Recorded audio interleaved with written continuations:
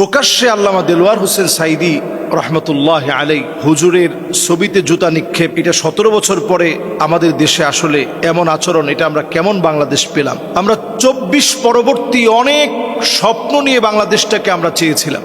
24 পরবর্তী বাংলাদেশ আমাদের কাছে মনে হয়েছিল যেখানে জুলম থাকবে না, নির্যাতন থাকবে না, মানুষ মানুষের অধিকারগুলো নিশ্চিতভাবে ফিরে পাবে। 24 পরবর্তী বাংলাদেশ আমাদের স্বপ্নের বাংলাদেশ হিসেবে আমরা চেয়েছিলাম, কিন্তু আমরা পেয়েছি এখন চতুর্দিকে জুলম, নির্যাতন, চাঁদাবাজি, রাহাজানি, এমনকি প্রিয় আল্লামার ছবির মধ্যে পর্যন্ত তারা জুতা নিক্ষেপ করতে তারা দ্বিধাবোধ করে নাই। আমি মনে করি আসলে আল্লামা দেলোয়ার হোসেন সাঈদী রহমতুল্লাহ আলাই এমন একজন মানুষ ছিলেন যিনি শুধুমাত্র আলেমদেরকে রিপ্রেজেন্ট করেছেন এমন না, মুফাসসিরে কোরআনদেরকে রিপ্রেজেন্ট করেছেন এমন নয়, সারা বাংলাদেশকে তিনি রিপ্রেজেন্ট করতেন। বিশ্বময় বাংলাদেশকে পরিচিত করেছেন যারা, তাদের মধ্যে একজন তিনি। প্রত্যেকটা মানুষ এই পৃথিবীতে এক একটা বড় প্রতিষ্ঠান হতে পারে না। ইন্না হাযাল ইনসান বুনিয়ান, এক একটা মানুষ এক একটা প্রতিষ্ঠানের মতো হবে। আল্লামা দেলোয়ার হোসেন সাঈদী রহমতুল্লাহ আলাই তিনি একটা প্রতিষ্ঠানের মতো ছিলেন, যে মানুষের জীবন কর্মগুলো আজ পর্যন্ত আমাদের চোখের সামনে স্মরণীয় হয়ে আছে। তিনি আলোচনা করলেই মানুষ আলোচনায় মুগ্ধ হয়ে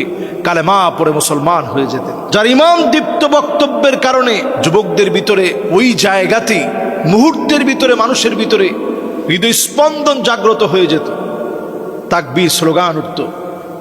যে মানুষটা 80-র দশকে, 90-এর দশকে সারা বাংলাদেশের সবচেয়ে সমাদৃত ব্যক্তি ছিলেন, যে মানুষের কথায় পঙ্গপালের মতো মানুষ ছুটে যেত, সে মানুষকে দিনের পর দিন জুলম করেছে জালেমেরা। আর এখন নতুন করে যারা নতুন অধ্যায় রচনা করতে চায়, আমরা বলতে চাই এই আল্লামা দেলোয়ার হোসেন সাঈদী রহমতুল্লাহ আলাইকে যারা প্রশ্নবিদ্ধ করতে চায়, উনার সাথে যারা বেয়াদবি করে, আল্লাহ তাআলা তাদের নাম নিশানা নাস্তা নাবুদ করে দিবে, জমিনের সাথে মিশায় দিবে। শুরু হয়ে গেছে, এরকম করে আপনারা টিকতে পারবেন না। সুতরাং আল্লামা দেলোয়ার হোসেন সাঈদী রহমতুল্লাহ আলাইকে স্মরণ করার চেষ্টা করেন। ওনার কর্মগুলো যেগুলো বাকি আছে সেগুলো কিভাবে বাংলাদেশে বাস্তবায়ন করা যায়, ওনার প্রাতিষ্ঠানিক স্বপ্নগুলো কিভাবে বাস্তবে রূপ দেওয়া যায়, সেই চেষ্টাগুলো এখন চালায় যান। আল্লাহ রাব্বুল আলামিন আমাদেরকে এরকম জালেম হওয়া থেকে আল্লাহ আমাদেরকে হেফাজত করুক। ইয়াকুমুয যুলম ফাইন্নায যুলমা যুলুমাতুন ইয়াউমাল কিয়ামা। অন্ধকার চতুর্দিক থেকে ধেয়ে আসার আগেই আল্লাহ তাআলা আমাদেরকে হেফাজত করুক। আমার আব্বা মারা গিয়েছে, আব্বা কিছু ঋণ রেখে গিয়েছে, এই ঋণগুলো পরিশোধ করা এটা কি আমার উপরে ফরজ কিনা? প্রথম কথা হচ্ছে, প্রিয় ভাই, আপনার উপরে ঋণ পরিশোধ করা ফরজ নয়। বাবার রেখে যাওয়া যে ঋণটা আছে এটা পরিশোধ করা আপনার জন্য ফরজ না।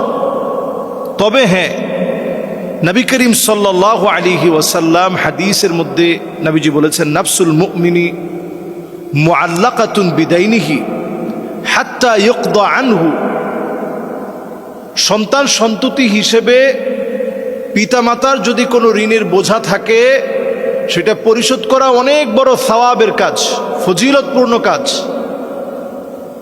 আপনি আপনার পিতামাতার কাছ থেকে যে সম্পদ পেয়েছেন, পিতার কাছ থেকে যে ওয়ারাসাত পেয়েছেন, ওয়ারিশ হয়েছেন, সেই সম্পদ থেকে পিতামাতার জন্য আপনি ব্যয় করেন, এটা অনেক বেশি ফজিলতের কাজ।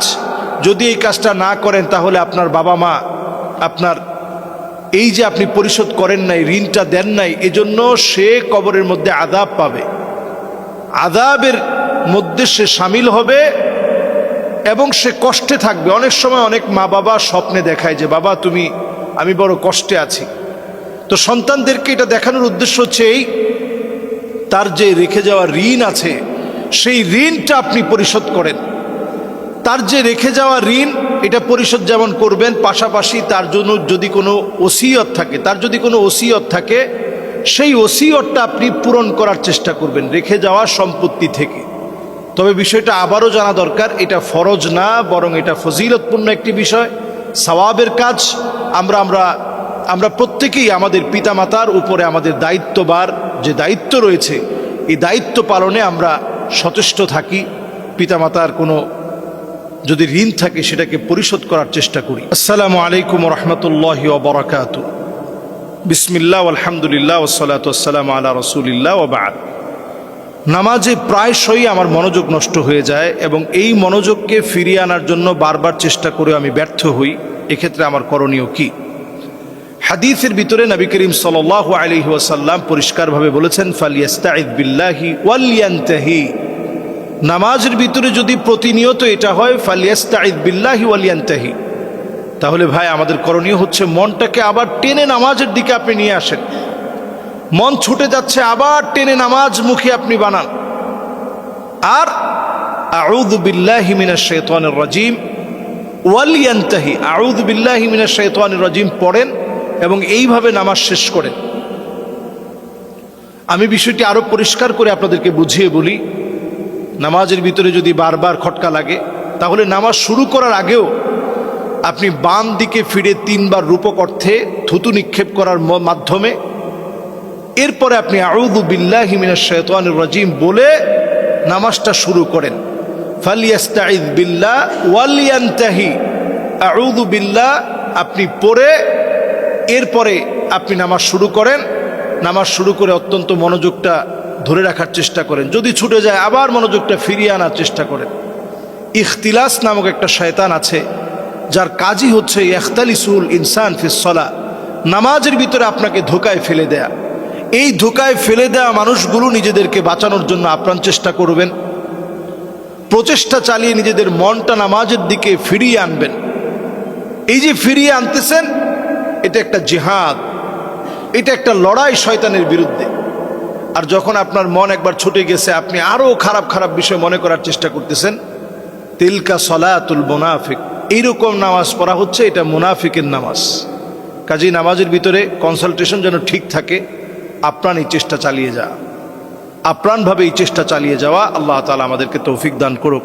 একজন প্রশ্ন করেছেন যে আমি ইদ্যত অবস্থায় আছি, আমার স্বামী মারা গিয়েছে, এখন কি স্বামীর বাড়িতেই ইদ্যত পালন করা লাগবে? যদি নিরাপত্তা না থাকে তাহলে অন্যত্র আমি ইদ্যত পালন করতে পারবো কিনা? গুরুত্বপূর্ণ প্রশ্ন। ইদ্যত পালন করা নারীদের জন্য স্বামীর মৃত্যুর পরে, এই যে ইদ্যতকালীন সময়টা আপনি পালন করবেন, সেই সময়টাতে স্বামীর বাড়িতে থাকাটা নারীর জন্য দরকার। কিন্তু হ্যাঁ, স্বামীর বাড়িতে থাকবে ওই জায়গাটা যদি নিরাপদ না হয়, এমন হয় যে স্বামী ছিলেন তার একমাত্র আশ্রয়ের একটা চাদর, স্বামী তাকে চতুর্দিক থেকে বাধা বিপত্তি থেকে বাঁচিয়ে ঘরের মধ্যে আশ্রয় দিয়ে রেখেছে, প্রশ্রয় দিয়ে রেখেছে, সেই স্বামী দুনিয়া থেকে চলে গেছে। যদি বিষয়টা এমন হয়, তাহলে তিনি অন্যত্র ইদ্যত পালন করতে পারবেন। সুনান তিরমিজির ভিতরে হাদিসের মধ্যে আসছে, নবীজি সাল্লাল্লাহু আলাইহি ওয়াসাল্লাম বলছেন যে উমকুথি ফি বাইতিক হাত্তা ইয়াবলুগাল কিতাবু আজালা, নির্দিষ্ট দিন পালন করা দরকার আপনার স্বামীর ঘরেই। তবে হ্যাঁ, যদি স্বামীর ঘরটা আপনার জন্য অনিরাপদ হয়ে যায়, আপনি আপনার সতীত্ব হারানোর সম্ভাবনা থাকে, আপনি বিধবা হয়ে গেছেন, এই অবস্থায় আপনার নামে বিভিন্ন রটনা ছড়ায় দিতে পারে, এরকম যদি বিষয়টা হয়, তবে আপনি যেখানে আপনার জন্য সুবিধা হয় ওই জায়গাতে, যেখানে নিরাপত্তা আছে ওই জায়গাতে আপনি ইদ্যত পালন করতে পারবেন, কোনো অসুবিধা নেই। আল্লাহ তাআলা বোঝার তৌফিক দান করুক।